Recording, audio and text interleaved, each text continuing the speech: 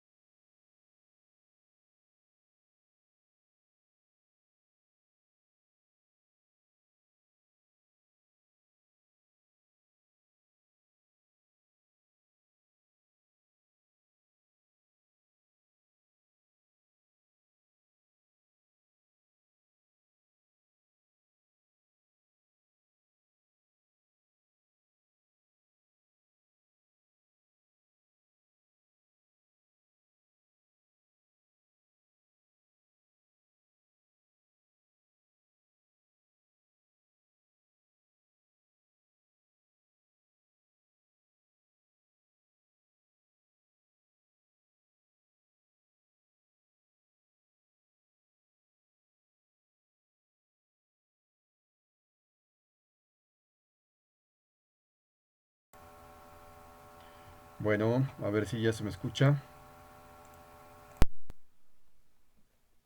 Bueno, ahora sí ya se me escucha, supongo. Buenas noches, o buena tarde, o buen día, según la hora en que estén ustedes viendo este video. Para no variar, la regué, no conecté el micrófono, traía yo un cable completamente diferente del que debía de ser, y yo estaba muy confiado de que tenía el micrófono conectado. Pero ya estamos en orden, disculpen la distracción. Empiezo ahora un poco tarde porque estaba yo haciendo la búsqueda y el acopio de los materiales para poder tratar el tema de hoy, que es un tema que si bien no soy especialista porque yo no soy economista, pero es un tema que me ha llamado a mí mucho la atención desde que estoy en la carrera y como profesional de la comunicación, porque está asociado con un elemento fundamental que como comunicólogo pues trabajamos o trabajo mucho, que tiene que ver con el tema de los símbolos y por lo tanto el dinero. Entonces, podemos decir que este programa o esta transmisión va a ser una introducción y que podemos irlo ampliando en posteriores programas, no como hicimos lo de los medios de comunicación, sino un poco de manera salteada, para abordar distintos aspectos sobre este tema que hoy por hoy pues, nos está interesando y preocupando. Quiero saludar por lo pronto a quienes se van uniendo, veo que ya hay varios conectados y les agradezco el sumarse a esta transmisión. Saludos a Guda, Fernando Morán, Valentina Cris, Juan Fernando Cornel y veo que por ahí vienen sumándose otros más. Son bienvenidos todos los comentarios para no, como es de costumbre. Me voy a cambiar a otra ventana donde puedo ver los comentarios porque aquí donde estoy no es precisamente el lugar más adecuado para ello. Permítanme nada más, me voy a mover a otra ventana para poder entrar y poder ver el chat. A ver, a ver, a ver, a ver, a ver. Aquí está. Ok, ahí estoy. Y déjenme abrir esa ventana para poder ver los chats. Por si tiene alguien algún comentario, alguna pregunta más adelante, que puedan... ay, no, me equivoqué de página, tonto. Oh, les digo, estoy muy atarantado hoy porque he estado con mucha muy abrumado con distintos temas a la hora de estar A ver, buscando, ¿no? aquí Pero, está. a ver, Ok, ahí estoy. Sí, hay que apagar aquí el video. Y también tengo que ponerlo acá en el celular porque si no tampoco no puedo monitorear correctamente los comentarios. Permítanme tantito. Muy bien, ok, a ver, entonces necesitamos aquí mirarlo en el celular para que pueda dar seguimiento a sus comentarios y estar pendientes de ustedes también, de sus dudas, inquietudes sobre lo que vamos a tratar esta noche. Em, correctamente. Ok. Ay, ¿por qué luego a veces los celulares no hacen las cosas que uno pide? A ver, ahí estoy ya. Ok, bien. Y luego Facebook nos mete en el celular tantas cosas innecesarias, pero bueno. Ok, bien, ahora sí. Bueno, el tema entonces, como dice el video, es, la descripción es soltar algunas ideas alrededor del mercado, pero en particular desde mi punto de vista como comunicólogo acerca del concepto de mercado y que las iré desmenuzando, les digo, en distintos momentos, en distintos videos. Y acerca de la reactivación económica post-COVID-19. Ok, el tema lo vamos a empezar realmente un poco de atrás para adelante en vez de adelante para atrás. Es decir, no empezaremos hablando del mercado, sino empezaremos hablando de esa preocupación que tenemos todos acerca de la reactivación económica post-COVID, porque pues es una preocupación muy legítima y que además a todos nos tiene estresados, angustiados pues con la inquietud de qué va a pasar mañana, ¿no? Yo he compartido algunos temas, algunos videos, algunas notas al respecto, algunos reportajes, artículos al respecto aquí en el grupo de indicios metropolitanos y que abordan distintos aspectos. A mí lo que ahora me motivó a poder empezar a tratar este tema fue el que recientemente en las mañaneras del presidente se ha vuelto a tocar el tema y se me quedó grabada mucho una frase que no recuerdo quién la dijo en la mañanera. Y curiosamente no aparece como nota tal cual en Google, lo cual me llama mucho la atención. O por la premura o la manera como lo estuve buscando no lo supe encontrar, también a veces ocurre. Pero en una de las mañaneras, la de ayer, si mal no recuerdo, uno de los funcionarios invitados a hablar acerca de los temas económicos decía que, buenas noches Luna, decía que las la reactivación económica, por lo menos en México, la reactivación económica en México tendrá que pasar por las energías renovables o no será. Es una frase muy contundente que además se suma a otra frase que añadió este mismo funcionario, que si alguno lo recuerda me puede dar el nombre por favor, se los voy a agradecer porque yo no me acordé del funcionario que habló en esta mañanera y por lo tanto no pude localizar adecuadamente la información para hablarla con ella, de ella puntualmente, pero sí se me quedó muy grabada. La otra frase que dice este funcionario es que pues a México le quedan prácticamente 6 años de reservas de petróleo. Si entendí, si escuché, si leí bien ayer a ojo de pájaro la nota, porque yo ayer me estaba quedando verdaderamente dormido y ahora ya no alcancé a encontrarla, les digo, porque tal vez no supe buscarla. Bueno, entonces con base en esas dos frases empecé a investigar un poquito para tratar de sentarnos sobre la historia y ver qué es lo que ha venido ocurriendo y hacia dónde podemos ir encaminándonos en esta reactivación económica post-COVID-19, perdón. Entonces, tengo aquí a la vista algunas notas, por ejemplo, déjenme, voy a tratar de irme un poquito más hacia el pasado, para que podamos ir viendo un poquito de dónde vienen las cosas, ¿no? Comenzamos por, voy a comenzar con un artículo que se escribió en La Jornada. Concretamente se escribió, aparece página, se escribió el, el domingo 30 de octubre de 2005. El autor de este artículo es Andrés Buenfil Friedman y el artículo se intitulaba El agotamiento de las reservas más cerca de lo que se piensa. Y el título era Cuando se acabe el petróleo.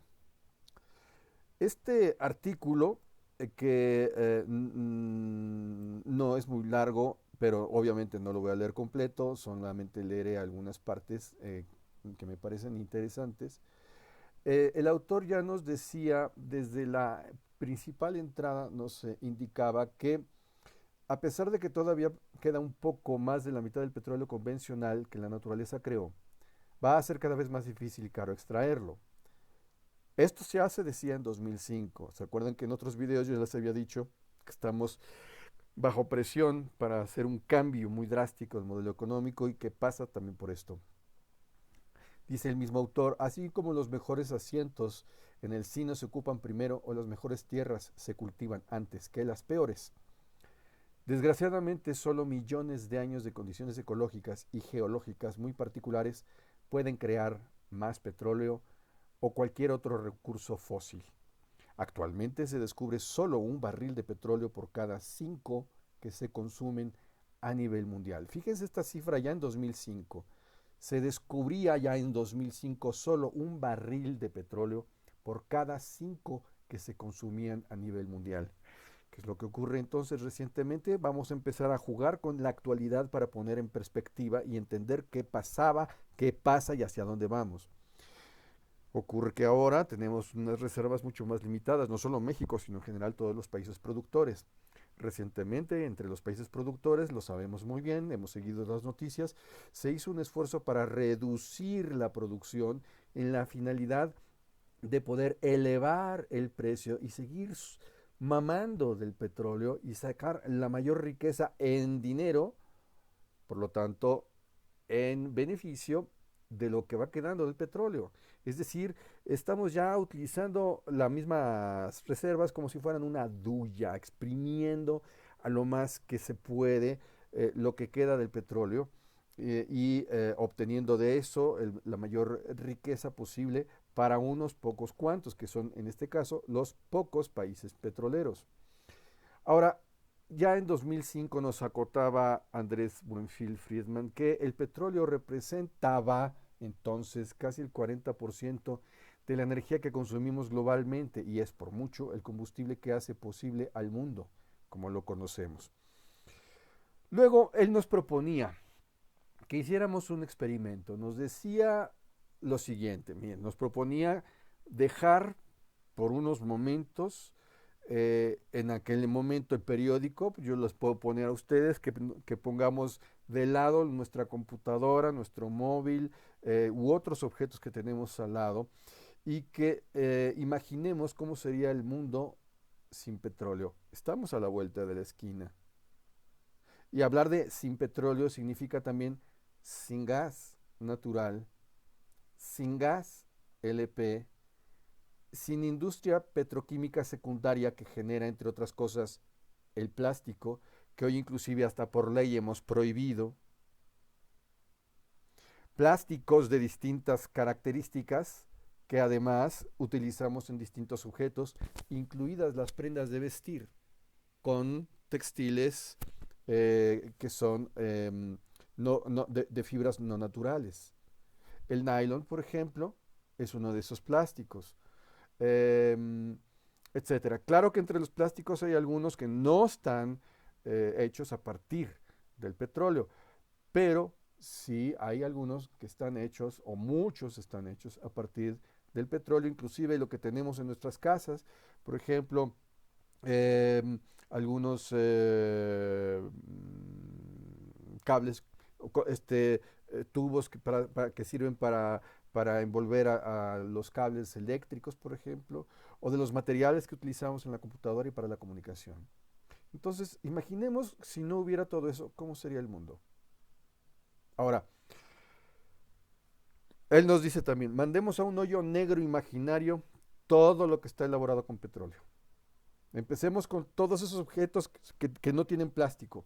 Ya mandamos al demonio a los popotes, ya hicimos una campaña antipopote, ya hicimos una campaña anti bolsas de plástico, que porque estamos contaminando el mar y se están muriendo las tortugas con popotes clavados en las narices, que quedan ahogadas entre las bolsas de plástico, enredadas. Ok, bien. Allá va entonces, como dice él, estoy siguiendo las palabras de él y anotando además las mías. Allá van las muñecas de sus hijas y sus hijos, los juguetes, la pluma con la que escribimos, parte de la camisa, que es 50% algodón, 50% rayón, por ejemplo, la computadora donde estoy comunicándome, el teléfono. Vámonos, lo quitamos. Vamos a desaparecer todo eso. Quitemos el desodorante, quitemos las pinturas de las paredes, el asfalto de la calle, sus lentes, la misma luz, no la creada por fuentes como la hidráulica en las presas, por ejemplo, o mediante otras formas de energía alternativa. ¿Ok? Bien, fíjense, 45% de la electricidad en México se genera con petróleo. Ya en 2005 y hoy no hay mucha diferencia. Si usted está viviendo en un edificio o incluso en su casa, eventualmente tampoco le correrá el agua. De hecho, ya hoy estamos experimentando justamente ese problema. Y como inclusive adicionalmente el agua que nos está llegando a las casas ya no está llegando con la mejor calidad o llega extremadamente clorada o inclusive nos llega amarillenta, sucia, llena de lodo, porque también nuestras tuberías, aparte de estar ya en malas condiciones, nuestra red hidráulica, ejemplo, lo que está pasando en Naucalpan, ¿verdad? Que es en donde yo me encuentro, pero que no es exclusivo, todo el agua que viene del Lerma, es un problema grave. Bueno, imagínense, pues, la electricidad se bombea, ¿verdad? Con grandes bombas que utilizan precisamente electricidad, que a su vez está trabajada a partir del petróleo, ¿no? Con grandes generadores que trabajan con base en petróleo. Entonces, ¿con qué echamos, con qué bombeamos la electricidad, con qué bombeamos el agua? ¿Cómo lo hacemos llegar hasta Iztapalapa, donde siempre les anda faltando? Ok, ahora eliminemos todos esos productos sintéticos. Y parecería que el mundo no se ve tan diferente, ¿verdad? Bueno, ahora desaparecen esas cosas que han debido transportarse largas distancias para llegar a nuestras manos, ya que más de 95 y 85% del transporte en México y el mundo, respectivamente, dependen del petróleo. El autor nos sugiere leer las etiquetas de la ropa, incluso hasta de la comida, porque algunos elementos de empaques, por ejemplo, están elaborados a partir del petróleo, ¿no? Y muchos de ellos están elaborados o en Brasil, o en Bangladesh, o en China, en Indonesia en general, en la India, y tiene que transportarse por vía aérea, por barco, por tren, por vía terrestre en camiones, trailers, ¿verdad? Los zapatos que pueden transportarse desde León, Guanajuato, o desde aquí de San Mateo Atenco, en el Estado de México, por ejemplo. Los cárnicos, todas las carnes que tienen que venir del norte o del sur o del sureste, donde están las zonas de mayor ganadería, en México, por ejemplo, ¿no? El chicharrón, a los que nos gusta comer chicharrón, pues, que viene de Michoacán. Imagínense, ok, ahora nos sugiere también el autor. Bien, ya nos deshicimos de todo eso. Imaginariamente ya nos deshicimos de todo eso. ¿Ok? Bien, ahora ya estamos medio desnudos. ¿Ven? Bueno, queda la mesa de madera. Sin barniz, ¿eh? Quitamos el barniz, acuérdense. Y estamos ante un muy rico y apetitoso plato de enchiladas. ¿Ok? Nada más que la madera se corta con motosierra de gasolina. Se requiere transportarla del bosque al taller del carpintero, que trabaja con herramientas eléctricas. ¿Ok? Ustedes dirán, bueno, pues las enchiladas no, ¿no? Bueno, pues fíjense, la comida no puede venir del petróleo. ¿Ok? Fíjense, la comida no, pero sí los pesticidas, los fertilizantes, el diésel para mover el tractor y bombear el agua para sembrar y regar el maíz, los tomates, la cebolla. Los pollos, por su parte, crecieron en cajones de plástico bajo una constelación de focos y finalmente todo fue transportado. Entre más industrializado es un alimento, más petróleo se emplea en su elaboración, como sucede con la mayoría de la comida que se consigue en el supermercado. De todos modos, las enchiladas frías pues, no son muy sabrosas, que digamos, ¿verdad? Aunque hay a quien le gusta la pizza fría, ¿no? Pero también recuerde que el gas LP es licuado de petróleo. Y el gas natural es lo que queda, lo que está debajo del manto de petróleo y una vez que se ha acabado la parte, digamos, líquida del petróleo que se ha extraído, entonces ya queda la bolsa de gas y se tiene que meter una nueva tubería más profundo para poder extraer ese gas. Ahora, como podemos ver, de hecho por aquí tengo un hermoso libro, déjenme encontrarlo. Ah, por aquí lo debo de tener, espérenme tantito, que es una maravilla de libro, que nos permite poner en perspectiva todo esto de lo que estamos hablando, todo lo que estoy hablando. Espérenme tantito. Ahorita se los encuentro. ¿Cómo no? Ahorita se los hallo. Espérenme. No se me vayan, ¿eh?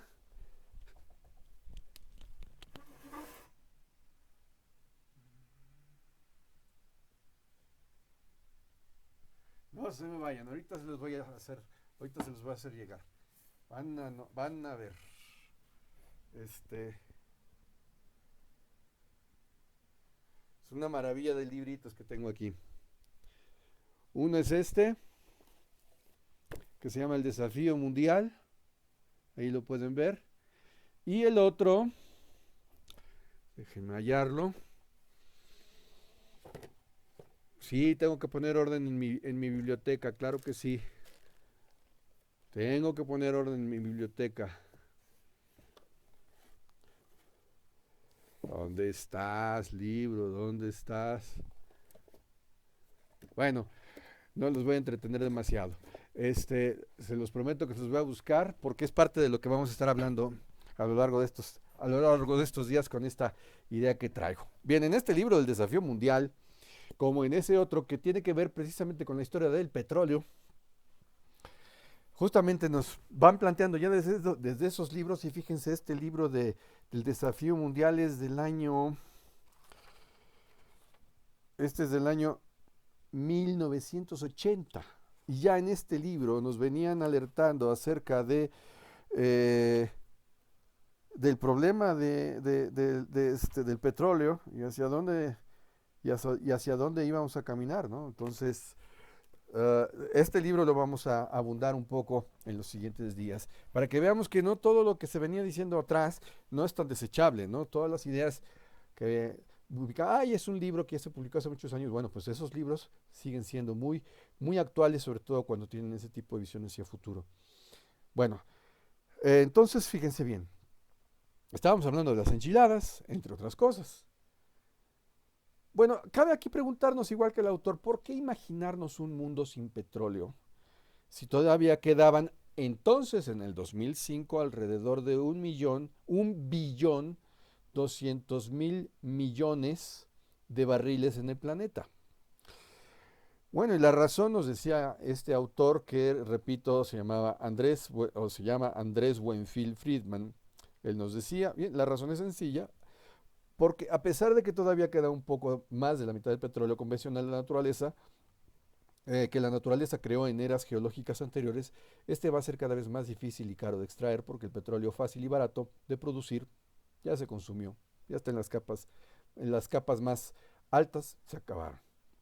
Ok, ahora bien, hay un momento en la historia que cuando uno lo hace la revisión, y él nos pone inclusive las gráficas, si ustedes tienen interés en leer este artículo, lo que voy a hacer es que debajo de este video y en el canal de YouTube colocaré los vínculos de lo que estoy mencionando ahora, para que ustedes puedan leerlo con más detenimiento y ver los detalles, ¿no? Bueno, él ya nos planteaba que iba a llegar un momento en que íbamos a llegar a un pico y de pronto íbamos a ir bajando, ¿no? Y él nos plantea, ya en 1956, M. King Hubbert, un geofísico estadounidense, predijo correctamente el pico de petróleo de los Estados Unidos, que ocurrió a principios de los años 70. Entonces, en 2005, más de 50 países productores, incluyendo México, ya habían pasado su pico de producción y quedaba solo una decena de países con capacidad de aumentarla. Y entonces, la al ritmo en que se fue consumiendo el petróleo mundialmente, ya para 2004, un año antes de este artículo, que para entonces eran cerca de 29.300 millones de barriles, pues ya se calculaba que nos acabaríamos lo que quedaba en menos de 40 años. Es decir, 2004 más 40, 2044. Estamos en el año 2020. ¿Se acuerdan que les dije que había unos estudios de los años 80 que indicaban que el petróleo se acabaría hacia el año 2050, que teníamos escasos 30 años para poder reconvertir toda la economía basada en el petróleo? Pues aquí tenemos los antecedentes. No estoy hablando de algo que se habló ayer o antier solamente. Estoy recuperando cosas que se hablaban ya desde los años 80 y en este caso 2005. Dice el mismo autor, aunque resulte difícil de creer, para México la situación es incluso peor. ¿Por qué lo dice? Ya entonces, se estimaba que en nuestro territorio solo quedaban aproximadamente 15.000 millones de barriles. Claro que para 2005, cuando se escribe esto, también era claro que ya habían sido prácticamente descubiertos todos los yacimientos de petróleo, descubiertos, no completamente explotados. Y de los que estaban por explotarse, la mayoría, muchos de ellos estaban en aguas profundas en el Golfo de México. Y en el 2005, recordemos, es justamente la época en que viene la controversia entre tres países concretamente, que vienen siendo Cuba, Estados Unidos y México, porque esas aguas profundas hacían una dona. Y entonces el petróleo dentro de esa dona podría haber sido repartido entre Estados Unidos, México y Cuba, pero el único que tiene la capacidad para poder extraer ese petróleo, la capacidad económica e industrial, no tanto de conocimientos, era precisamente Estados Unidos. Por lo tanto, el riesgo que se tenía era que, como están interconectadas esos yacimientos, al momento que uno lo extrajera, lo iba a chupar solamente el que pudiera chupar más. Es como poner popotes, pajillas o popotes en un mismo vaso y tres personas bebiendo. Alguien va a chupar más que el otro, necesariamente, permiso.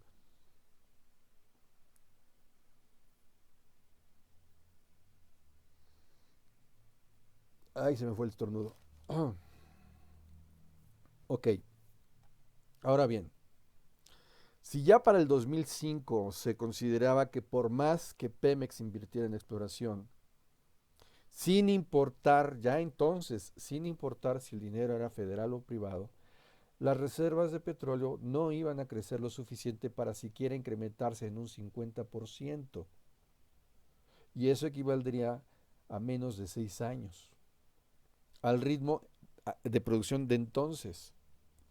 Lo alarmante, nos decía ya el autor, es que no era que en casi una década podríamos perder cerca de la cuarta parte de los ingresos para el presupuesto federal, o que entonces tendríamos que importar petróleo, o quizás $300 o más el barril, en lugar de prácticamente regalárselo a Estados Unidos, como entonces ya se hacía, y que de alguna manera seguimos haciendo, sino que casi nadie estaba hablando entonces en el país acerca de ese tema. Ahora bien, bien se pensaba ya desde entonces, y todavía ahora, que un país con energía es un país con futuro.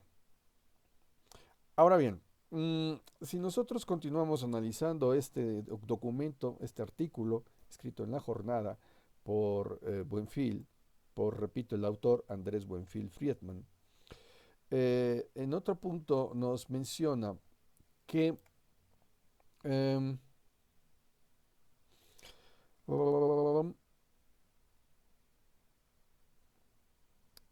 decía,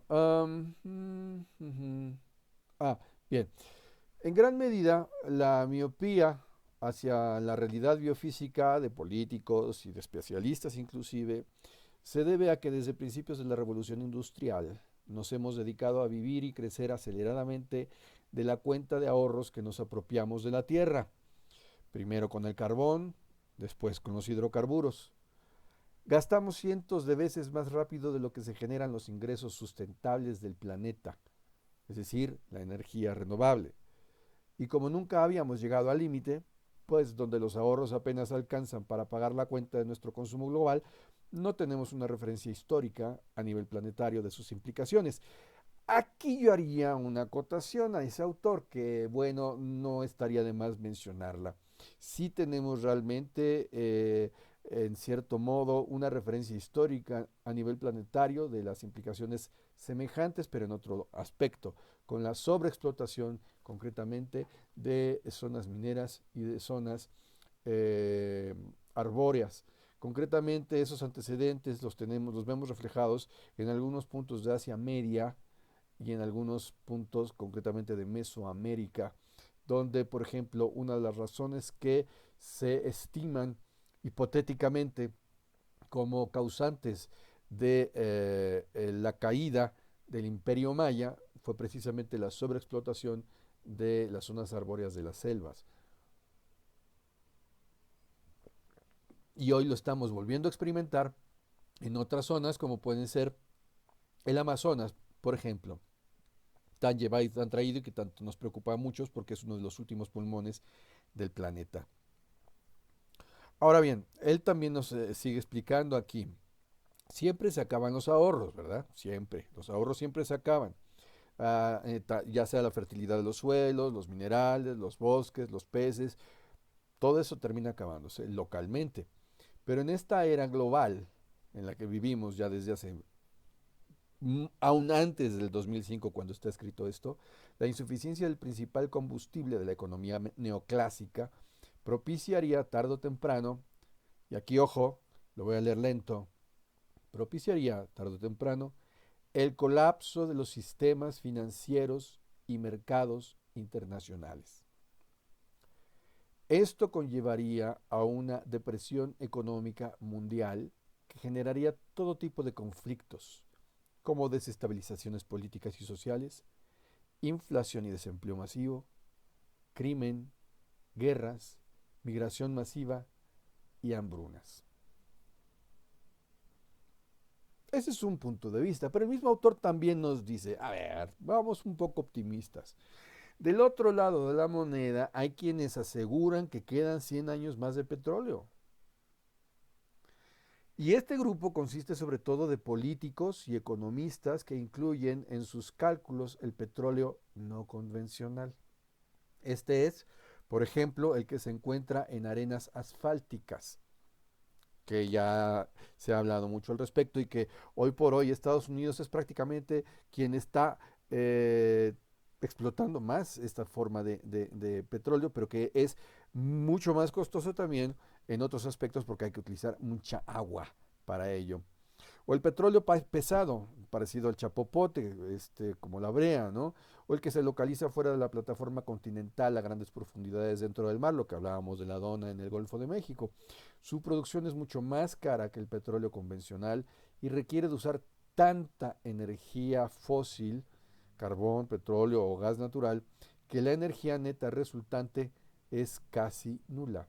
Es decir, si se consumen directa e indirectamente 8 litros de petróleo para producir 10 litros, la energía neta es de 2 litros solamente y por lo tanto no conviene mucho producir ese tipo de combustible. Dependiendo del caso, la energía neta incluso podría ser negativa. El problema es que si la energía neta es negativa, no sobra energía para propiciar crecimiento económico, independientemente del precio al que se vende el petróleo. Los avances tecnológicos pueden ayudar a aumentar la energía neta y extender un poco el pico de producción, pero no a crear más petróleo. Esto explica por qué algunos, de un lado, están reacios y negados a que se construya la refinería de Dos Bocas. Sería, desde esa perspectiva, tirar dinero bueno al malo. Y del otro lado están exactamente aquellos que dicen, no, todavía podemos sacarle raja al petróleo.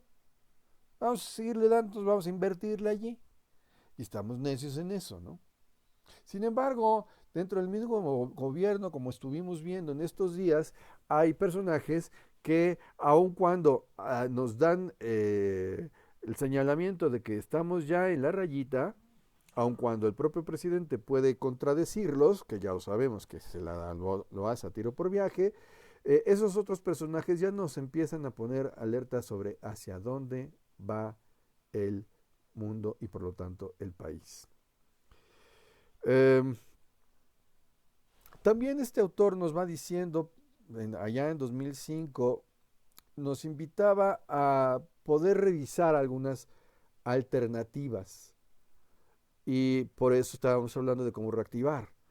Si este funcionario del que estaba yo hablando nos dice la reactivación económica pasa por las energías renovables, las energías alternativas, renovables, o no será, tenía que ver justamente con esto de lo que estamos hablando y tiene que ver precisamente con que nosotros ya no estamos, ya el pico lo pasamos hace mucho y ahora estamos ya prácticamente en la cima, cima con S, no con C, es decir, la hondonada. Y allí entonces las alternativas que tenemos, a falta de otra cosa mejor, es la producción industrial de biocombustibles para sustituir a la gasolina. Ya nos lo decía Buenfil en 2005. Pero también, si bien Brasil, por ejemplo, lo empezó a hacer con base en la caña de azúcar, México no lo podríamos hacer porque recordemos que en el sexenio de Vicente Fox se vio una crisis muy fuerte con los cañeros. Nuestra industria cañera se fue al caño.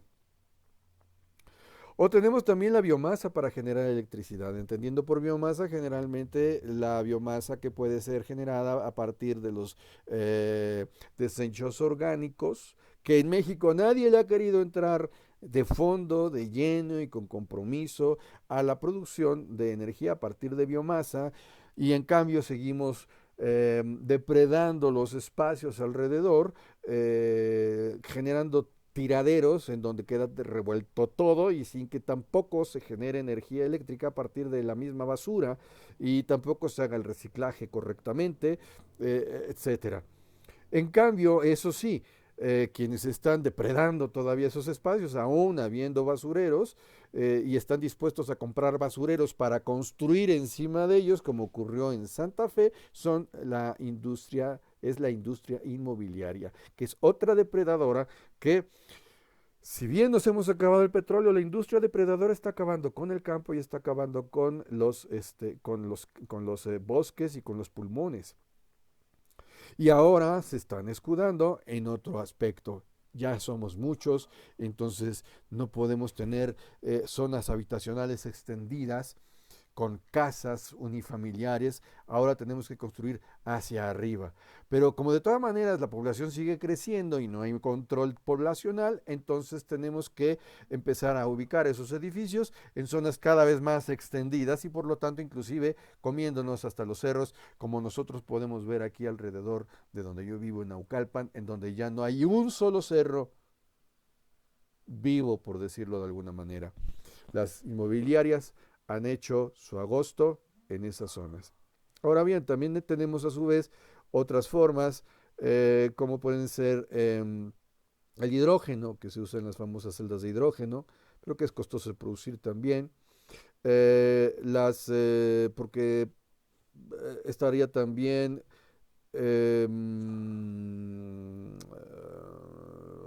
estoy leyendo aquí el artículo para saltármelo.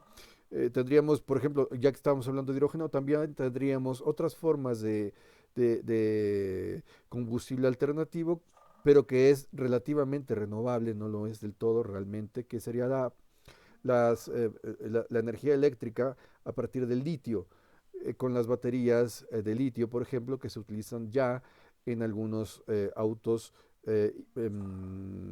con algunos automóviles híbridos. Me está distrayendo el teléfono, permítanme. Están llegando, no sé por qué tantas cosas aquí. Los automóviles híbridos y además los automóviles que son, eh, enteramente eléctricos con base en baterías. Ah, Chihuahua, ¿qué tanto están mandando? No sé. Permítanme tantito porque ya no sé qué tanto están mandando aquí. Creo que es del WhatsApp. Me saca de balance esto. Permítanme tantito. Es que de pronto hay gente que está mande y mande y mande y mande y todavía fueran cosas importantes, pero no lo son. Ah, bueno, en este caso sí son importantes porque me están mandando fotografías de artículos para vender. En fin. Bueno, yo estoy ocupado. Hay que me las manden, las mando lejos y que no me hagan caso. Entonces, los automóviles estos híbridos y eléctricos, pues los que van a funcionar con las baterías de litio y que va de la mano de la explotación que se hace de tierras raras y de litio en Bolivia y en otros lugares, y que ha sido parte de la confrontación entre Estados Unidos y China, en parte que ocasionó la salida de Evo Morales de Bolivia, aunque digan que fue por otras razones, es un conjunto que tiene como raíz el tema del litio. Entonces, todas estas formas nuevas están definiendo cómo se va a reestructurar el mercado en los días por venir, ya a la vuelta de la esquina. Ni siquiera dentro de 10 años, ya a la vuelta de la esquina. De hecho, que ahí, de ahí que haya quien piense que todo esto de la pandemia, y que conste que yo no soy de esos, eh, en las teorías conspiratorias dicen es que esto es inventado. Bueno, como lo dije en uno de los primeros videos, si fuera inventado y nos quieren adentro de nuestras casas para frenar a la economía, es porque se está buscando un reseteo del sistema económico. ¿Cómo se logra un reseteo? Frenándolo. Cuando hablamos de cambio, vamos a hacer un cambio, significa que vamos a meter un freno. Es igual que en el automóvil, cuando hablamos de la palanca de cambios o palanca de velocidades. Cambios. Cada vez que hace uno un cambio de velocidad, lo que está haciendo es el engranaje frenarlo para hacer una transición de un engrane a otro de diferente dimensión y que implica otra manera de funcionamiento del motor. O como lo veíamos en las carretas, antiguamente, la palanca de cambio era el freno. Cuando se iba con la inercia del caballo y las riendas no eran suficientes para mantener al caballo en control, había que utilizar la carreta, había que utilizar la palanca de cambio para que el mismo caballo sintiera más pesado la carreta por el freno y por lo tanto el propio caballo se fuera cansando y fuera bajando la velocidad de la carreta. Eso es lo que significa cambio.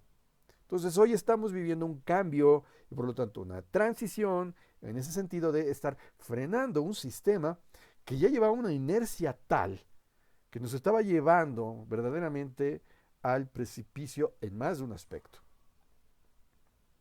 Ahora bien, déjenme poner acá, aunque siguen mandándome cosas, pero es que necesito verlos a ustedes ahí en el WhatsApp, por si hay algún comentario o alguna duda que tengan ustedes.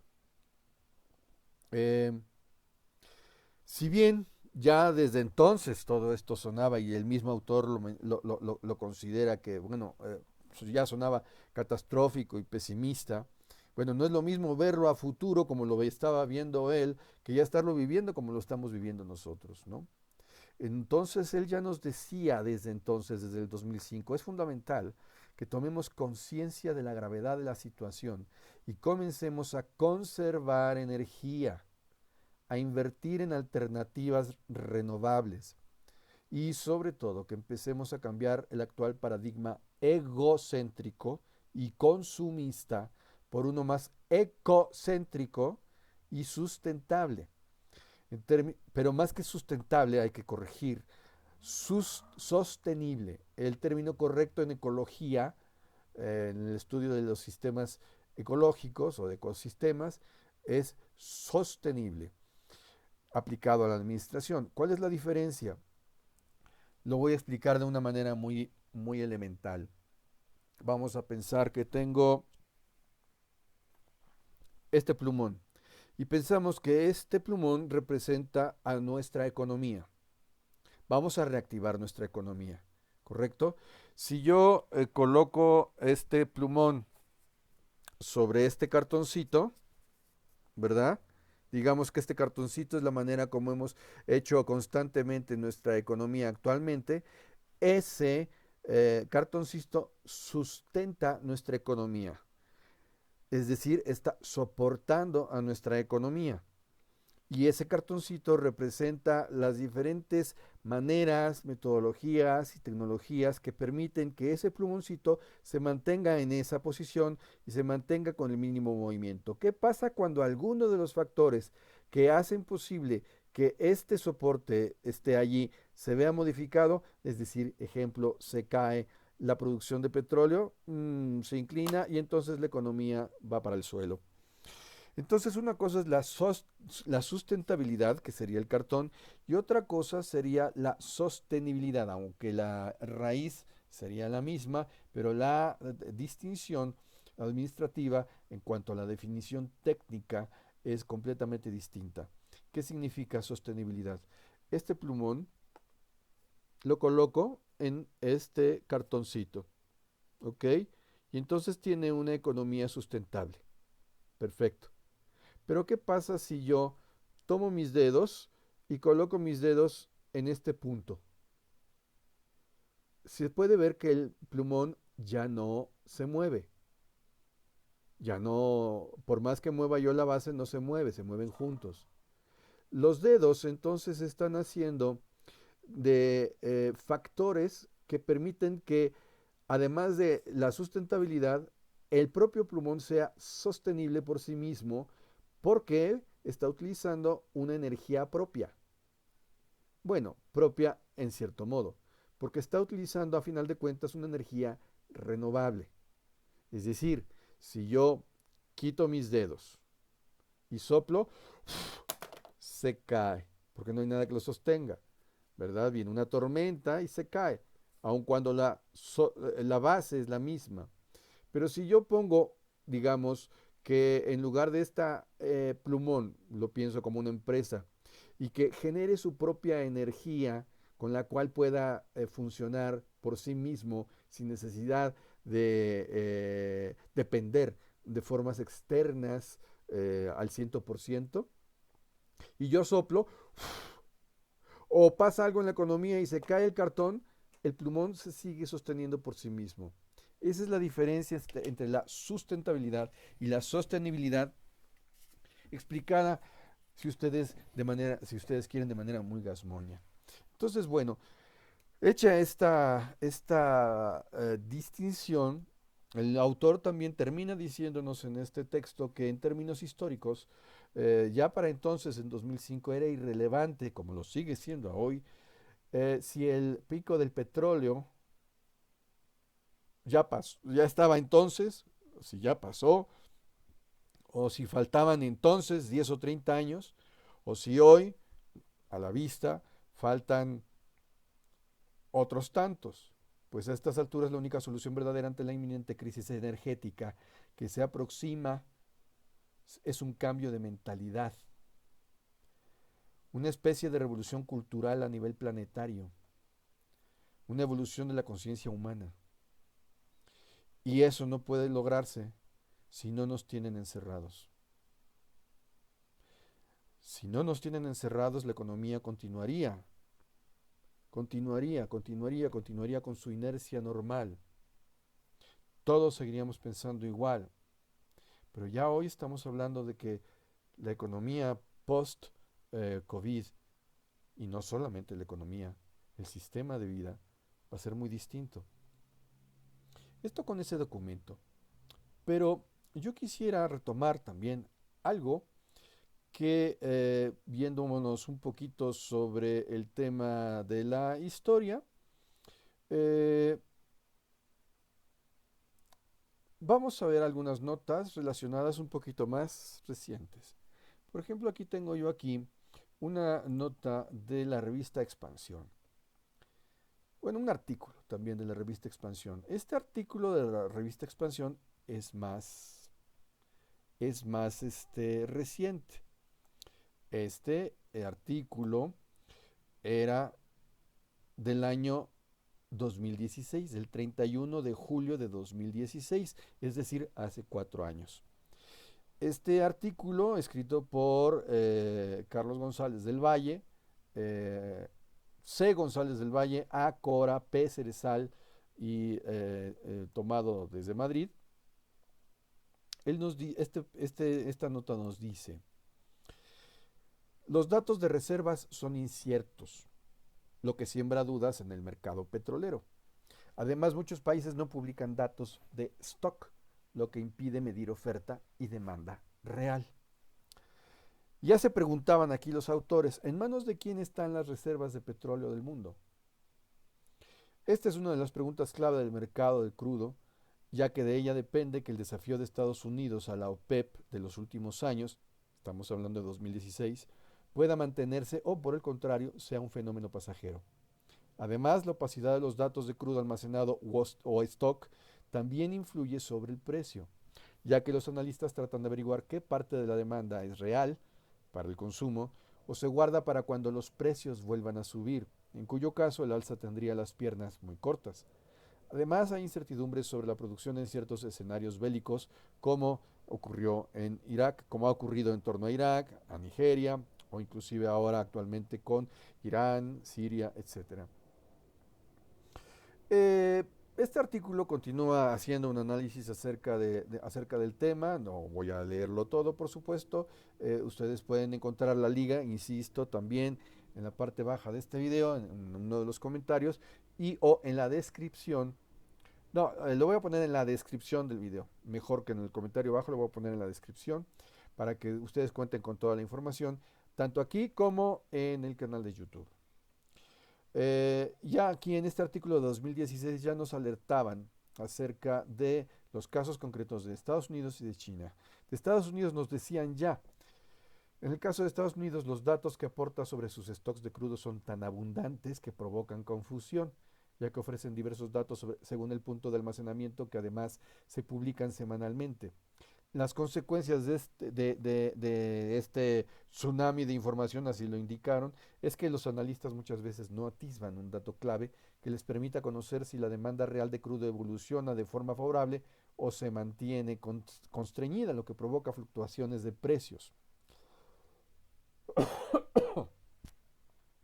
Además, las instalaciones estadounidenses están casi desbordándose, según advirtieron analistas de Goldman Sachs, lo que ha llevado a los americanos a reabrir antiguas fosas petrolíferas y utilizarlas como método de almacenaje.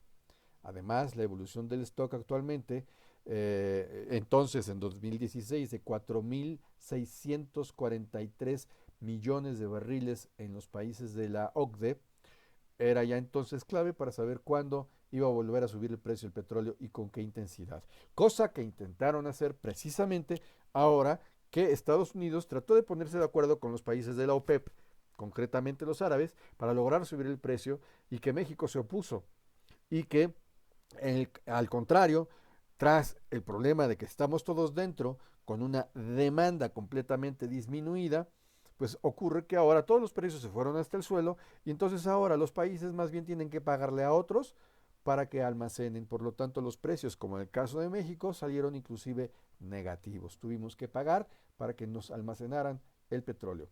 ¿Qué habla sobre China? Ya entonces, en 2016, se pensaba, el gigante asiático estaba sufriendo una continua desaceleración ya entonces, aunque contaba importantes fortalezas que le debían permitir llegar a buen puerto. Y el principal problema entonces que ofrecían los datos era que Pekín no hacía públicos, y sigue sin hacerlos, sus niveles de almacenamiento de petróleo. Los chinos ya sabemos que son extremadamente reservados, por no decir una palabra que me disculpen, pero la verdad a veces llegan a ser bastante mamones. Pero bueno, cada cual su cultura.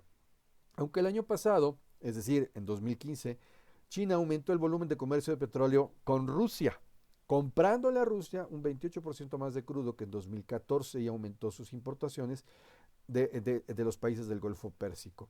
Todo esto, hay que decirlo también, preparando el terreno para lo que ya tenía previsto, como bien también lo anotó Samuel Huntington en su Choque de Civilizaciones, que muchos se procuraron desacreditar, pero el señor, la verdad es que tenía muy buena información y nos estaba planteando hacia dónde íbamos con muchísima claridad. justamente China, una de las cosas que estaba buscando hacer era lo que ahora tenemos perfectamente claro, que era retomar, revivir la ruta de la seda. Y una ruta de la seda que toma como base y como sustento precisamente los ductos de conducción de petróleo y de gas. Pero no nada más por el tema del petróleo, sino porque también son una línea, de alguna manera fronteriza, y además de direccionalidad estratégica para todo el conjunto del comercio y por lo tanto la redefinición del mercado. ¿Ven por qué puse el título que puse en este video? Si tienen alguna pregunta, inquietud o duda, me pueden detener. Ya saben que pueden hacer sus comentarios, frenarme y yo encantado de comentarlo. La interactividad en la transmisión en vivo es fundamental. Ah, ahora, hablando de Rusia, porque Rusia también es un tema importante. ¿Qué es lo que pasa con Rusia en este aspecto? Bueno, ya nos decían estos autores que Rusia para entonces, 2016, era entonces uno de los más expuestos a la caída del petróleo, ya que de dos partes de sus exportaciones son energéticas, lo que ha mermado sustancialmente sus ingresos fiscales. De ahí que también Rusia actualmente haya apostado, estos apuntes que estoy haciendo son míos, por supuesto, haya apostado también a una, eh, no exactamente carrera, pero va por ahí, armamentista, con tal de afianzar su posición nuevamente como su posición de orden hegemónico frente a unos Estados Unidos que han ido perdiendo hegemonía poco a poco por diversas razones, por razones económicas, por razones sociales, políticas, el juego de la migración, la mezcla que tanto está peleando Trump y que no quiere Trump que ocurra, em, más de la cuenta, sobre todo con los latinoamericanos que están llegando a Estados Unidos o los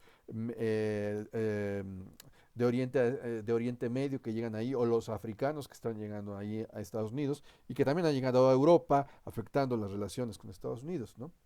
Bien, entonces el país Rusia se ha visto muy afectado por las sanciones occidentales, de Estados Unidos concretamente, que le han impedido mantener las inversiones que necesita para renovar la capacidad productiva de sus pozos petrolíferos. Claro que ya después de las negociaciones entre 2016 y 2020 entre Estados Unidos y Rusia, estas cosas han mejorado un poco. Además, Rusia pues se ha puesto más de acuerdo con los países vecinos, empezando por ejemplo eh, eh, em, con los países de la ex Unión Soviética próximos a China y sin mencionar obviamente el Oriente Medio, concretamente Irán. Ah, de hecho, el que se haya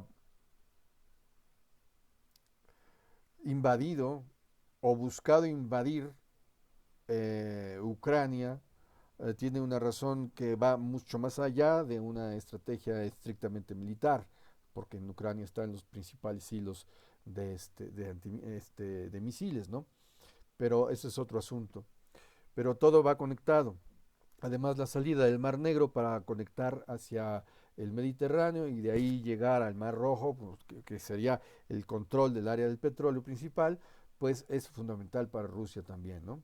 De ahí la importancia de Crimea y de el que haya colocado en Medio Oriente, en Siria, un importante puerto Rusia, ¿no? Ahora, Rusia ya había desafiado las predicciones de una caída de sus exportaciones en el 2015 cuando logró el récord histórico de producción tras la caída de la Unión Soviética. Y la verdad es que estamos viendo que ha podido superar los pronósticos, ¿no? Y, eh, pero también ocurre que Rusia oculta mucha de su información. Estos, este artículo continúa analizando otros países como son Nigeria, como es Venezuela, como es Arabia Saudí, como es Irán, obviamente México e Irak, ¿no? Y lo hace desde un punto de vista de la geopolítica y cómo todo está incidiendo justamente en esa decadencia petrolera que hoy por hoy No solamente estamos atestiguando, sino estamos viviendo en carne propia de más de una manera. Entonces, otro artículo que tengo aquí a la mano y que ya 3 años después, estamos hablando del año 2019, este artículo es del 1 de abril de 2019, ya en la BBC eh, se hacía la pregunta concreta de cuáles son los países con mayores reservas de petróleo y por qué esto no significaba ya para 2019 una señal de riqueza. Entonces aquí en este artículo nos decían, uh, en 2018 consumimos más petróleo que ningún otro año. Y el consumimos quiere decir todo el mundo, no nada más un país concreto. Según los datos de la Organización de los Países Exportadores de Petróleo, la OPEP, el consumo diario a nivel global en 2018 fue de 98.82 millones de barriles. La tendencia era que siguiera subiendo hasta los 100.23 millones de barriles por día en el año de 2019. Ahora, ¿qué impacto esto podría tener para América Latina? Y especialmente si se daba la alianza o la alianza que se dio entre Rusia y la OPEP. Ya entonces, en 2019, se preguntaban cómo esto impactaría para recortar la producción de petróleo en 2019. Llevamos una hora, sí, yo sé que empecé a las 9:35 y si ustedes lo consideran correcto, pues terminaríamos aquí el tema, lo dejaríamos con esa pregunta: ¿qué impacto tendrá en América Latina la alianza entre Rusia y la OPEP de 2019 para recortar la producción de petróleo? Y podríamos seguirlo analizando. O, si quieren, me puedo extender media hora más, como en los otros videos. Ahora sí, que como ustedes me digan, ¿alguna voz que diga ya hasta aquí llegué, ya me cansé?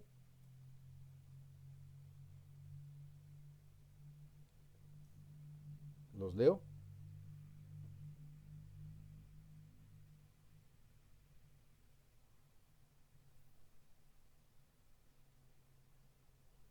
Bueno,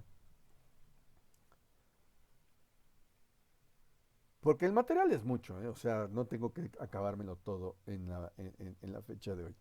A final de cuentas, lo que hoy voy diciendo en este video lo voy a anotar, como les dije, y lo que venga en los siguientes videos también lo vamos a ir anotando.